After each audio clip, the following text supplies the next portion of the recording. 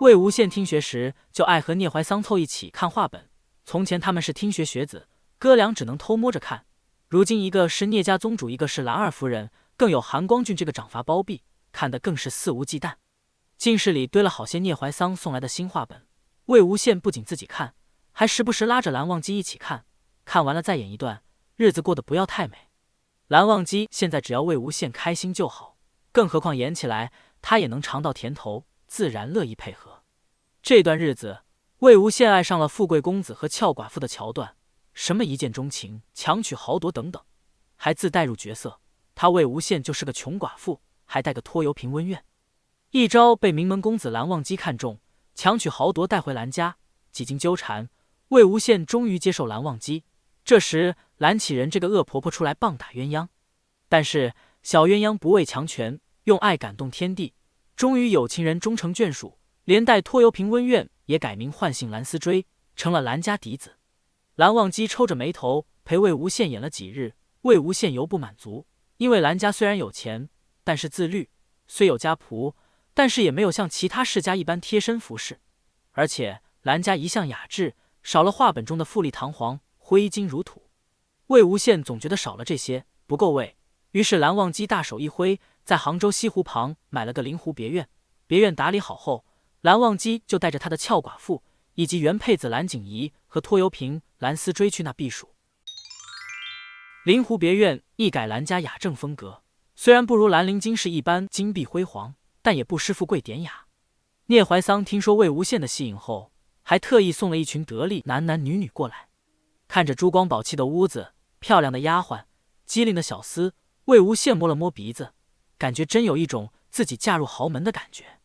吃着蓝忘机喂到嘴边的葡萄，旁边一个美婢给他打着扇，听着前面几个名伶唱着戏，又看看一旁两个便宜儿子叽叽喳喳，魏无羡感慨奢靡的生活真让人堕落。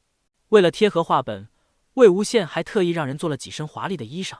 新衣送来时，魏无羡正准备拉着蓝忘机去泛舟游湖，瞧着华丽精致的衣裳，立马来了兴致，让蓝忘机换上。蓝忘机对外务没有兴趣，一向穿着蓝家清雅的家袍，不是白就是浅蓝，顶多卷云纹换个绣法。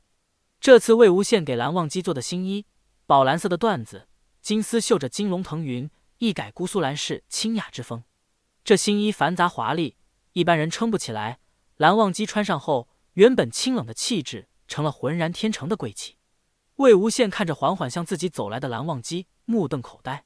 他一向知道自家韩光君好看，打小第一眼见了就让他念念不忘，可是没想到蓝忘机换身衣裳还能如此勾人。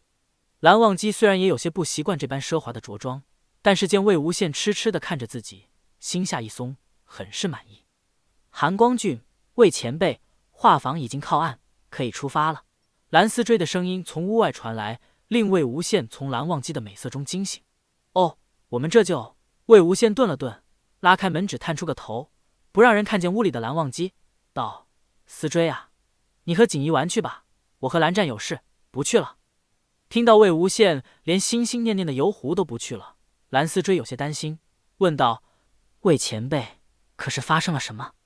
我和锦衣可以留下帮忙的。”魏无羡哪好意思和自己的小萝卜说，不过是自己舍不得让人看见蓝忘机勾人的样子，含糊道：“大人的事，小朋友不要管。”说完就把门关上了。看着紧闭的门，蓝思追突然想起什么，脸红红的离开了。魏无羡扑进蓝忘机怀里，勾着他的下巴道：“好一个迷人的公子。”蓝忘机挑挑眉道：“你满意就好。”魏无羡心道蓝忘机可真是越来越会了，手上却小动作不断，上下摸着，嘴上还嘀咕着：“我看话本说的不对，不应该是富贵公子强抢俏寡妇，应该是富寡妇看上俏公子。”蓝忘机眼含笑意，问道：“为何不去游湖？不是想去？”魏无羡抱着自己的大宝贝亲了几口，道：“你这般模样太勾人了，我可不能放你出去祸害其他小姑娘。”蓝忘机顺从地抱着魏无羡，在他耳边低声道：“魏公子是要金屋藏娇吗？”低沉磁性的嗓音令魏无羡心间都颤了颤，抱着人就扑上去，手口并用。蓝忘机很是配合，最后抱着瘫在自己身上的魏无羡，心满意足。俏寡妇被贵公子收拾得精疲力尽，临睡前还嘀咕着：“蓝湛，我的不给别人看。俏公子道：好。如果你喜欢我分享的小说，请点击订阅频道，欢迎在视频下留言。你们的观看是我剪辑影片的动力，感谢您。